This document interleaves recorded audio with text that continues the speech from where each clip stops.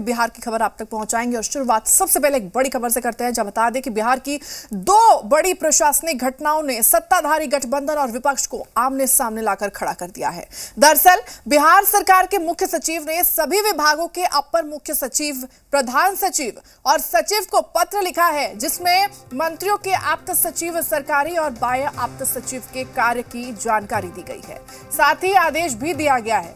लिखा गया है, बाह्य आप्त सचिव किसी भी विभागीय अधिकारी के साथ विभागीय कार्य से अपने स्तर पर मौखिक विमर्श, समीक्षा, दिशा निर्देश और पत्राचार नहीं करेंगे। वहीं राजभवन के साथ जारी गतिरोध के बीच शिक्षा विभाग ने वीसी की नियुक्ति को लेकर जारी विज्ञापन वापस ले लिया है। कुछ दिन पहले ही यह विज्ञापन जारी किया गया था, जिसके बाद शिक्षा विभाग ने 5 यूनिवर्सिटी में आपको बता दें कि वीसी नियुक्ति करने का विज्ञापन वापस ले लिया। अब तय हो गया है कि कुलपतियों की नियुक्ति राज्यपाल ही करेंगे। हम आपको बता दें कि इससे पहले भी भीमराव अंबेडकर यूनिवर्सिटी के वीसी की सैलरी रोक दी गई थी, जिसके बाद राजभवन ने दखल दिया था। माना जा रहा है कि इसके बाद ही यहां पर ये गतिरोध जो है वो बढ़ता गया और इस मामले में सीएम के हस्तक्षेप के बाद अब शिक्षा विभाग ने विवाद पर विराम लगाने के लिए विज्ञापन वापस ले लिया है। इन दिनों प्रशासनिक फैसलों के बहाने बीजेपी को सरकार पर हमला करने का मौका मिल गया है। ये बड़ी खबर देखिए सामने आ रही है। बिहार में 2 नए सरकारी आदेश यहां पर जारी कर दिए गए हैं, जिसके बाद से अब पक्ष और विपक्ष एक बार फिर से आमने सामने होगा। ये बड़ी खबर इस वक्त की। हमको वीसी की बहाली करना है कि नहीं करना है, अपना साइज और औकाते का पता नहीं है। तो ये लोग तो जो कार्य हम लोग एनडीए सरकार में बढ़ाए थे, अभी उसी में उधेड़ बुन में पड़े हुए हैं, उसको नीचे ले जाने में लगे हुए हैं कि किसका क्या काम है, क्या साइज है, क्या पावर है, यही इनको मुख्यमंत्री जी को पता नहीं है और उसी के बंटवारा में अभी लगे हुए हैं। तो बिहार के लिए काम क्या करेंगे? अब कब किस वैकेंसी को ये अखबार में विज्ञप्ति देंगे, कब वापस लेंगे, इसका भी कोई गारंटी नहीं है। तो झूठ बोलना और फ्रॉडिज्म करना इनका जन्मसिद्ध अधिकार बन गया है और पूरा सियासी फ्रॉडिज्म से सरकार चला रहे हैं।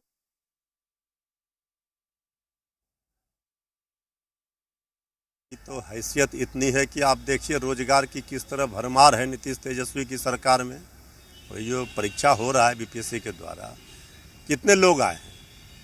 ये बीजेपी की हैसियत है कि जुमलेबाजी करेंगे।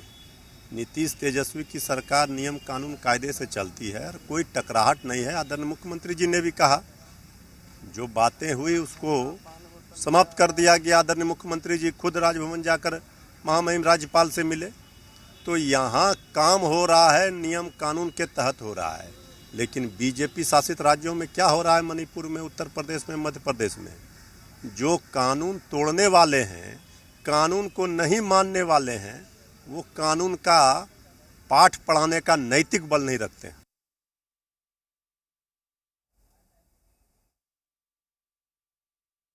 ये सारी बातें उनको अब याद आ रही है, जब ये सत्ता सुख से वंचित हो गए।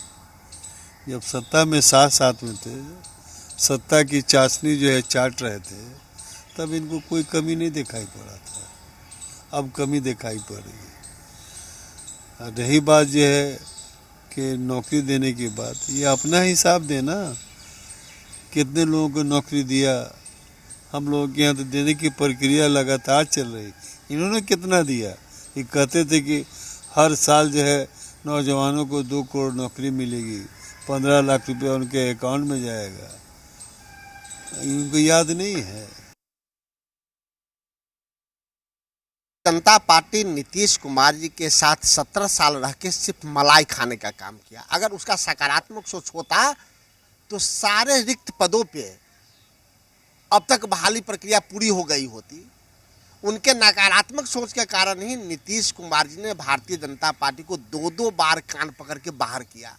अब माननीय नीतीश कुमार जी, तेजस्वी यादव और इंडिया गठबंधन का सोच 2025 से पहले 10 लाख सरकारी नौकरियां और 10 लाख रोजगार का लक्ष्य पूरा करेगा। और अब ज्यादा जानकारी के साथ आपको बता दें कि ब्यूरो चीफ रजनीश जी हमारे साथ जुड़ चुके हैं पटना से। रजनीश जी का रुख करते हैं। रजनीश जी, 2 बड़ी प्रशासनिक घटनाओं ने अब फिर से एक बार गठबंधन और विपक्ष को यहां पर आमने सामने लाकर खड़ा कर दिया है। वार पलटवार दोनों पार्टियों की तरफ से शुरू हो चुका है। देखिए ऐश्वर्या, जिस तरीके से ये पूरा प्रकरण है, वाइस चांसलर की बहाली को लेकर एक तो राजभवन से विज्ञप्ति जारी होता है, दूसरी ओर शिक्षा विभाग की ओर से भी विज्ञप्ति जारी कर दी जाती है, और दोनों का जो एक समय सीमा है उसमें भी अंतर है, और ऐसे में कन्फ्यूजन की स्थिति और जो बातें हैं वो निकलकर सामने आई, और न सिर्फ बौद्धिक क्षेत्रों में और आम जनों में इस बात को लेकर चर्चा हुई, बल्कि विपक्ष को एक मुद्दा मिल गया, और उसके बाद फिर अखबारों में विज्ञप्ति जारी करके और जो शिक्षा विभाग की ओर से विज्ञप्ति जारी की गई थी उसे विड्रॉ कर लिया गया। हालांकि इस बीच मुख्यमंत्री नीतीश कुमार बिहार के राज्यपाल से भी जाकर राजभवन में मिले, और इसके बाद एक और जो डेवलपमेंट ये है कि जो मुख्य सचिव है बिहार के, उन्होंने पत्र जारी करके जितने मंत्री हैं उनके जो आप्त सचिव हैं, चाहे वो बाह्य हो या फिर सरकारी, उनके कामों का बंटवारा भी कर दिया कि इससे कोई कंफ्यूजन न हो, समस्या जो है यहाँ से हो रही है। तो लिहाजा अब बीजेपी को ये मौका मिल गया है कहने को लेकर, छोटी छोटी बातें जो पहले अभी इतने वर्षों में कभी नहीं हुई, वो आज के दिन में आखिर क्या जरूरत पड़ गई कि इस तरीके से कामों का बंटवारा और जो शुरुआती छोटी छोटी आधारभूत बातें हैं वो समझाने और उसके लिए विज्ञप्ति जारी करने की जरूरत पड़ रही है।